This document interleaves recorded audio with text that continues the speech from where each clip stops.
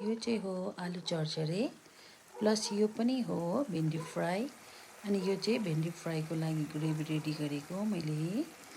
यो चाहिँ हो अम्लेटको लागि तेल रेडी।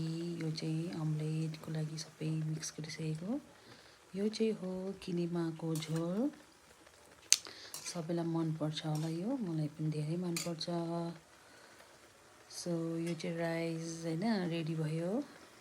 अन्त त्यसपछि चाहिँ यहाँनिर चाहिँ जुन चाहिँ भेन्डीको लागि मैले पानी हालेर यो पानी पुरा सुकाउनुपर्छ यसलाई चाहिँ, जसमा चाहिँ अब यसमा चाहिँ यो माथि माथि तेल जब आउँछ त्यति बेला चाहिँ यो भेन्डी हालिदिनुपर्छ।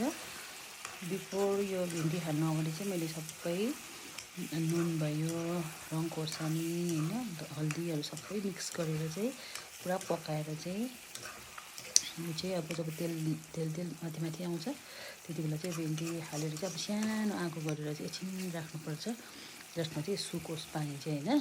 अन्त यहाँ अम्लेट पनि रेडी भयो। यहाँ हेर्नुहोस् हाम्रो यो डिनर रेडी भयो।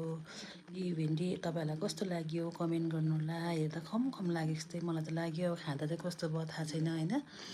अन्त यहाँ आलुको चरचरे, यहाँनिर चाहिँ किनेमाको झोल तातो तातो खाएर चाहिँ सुत्नुपर्छ।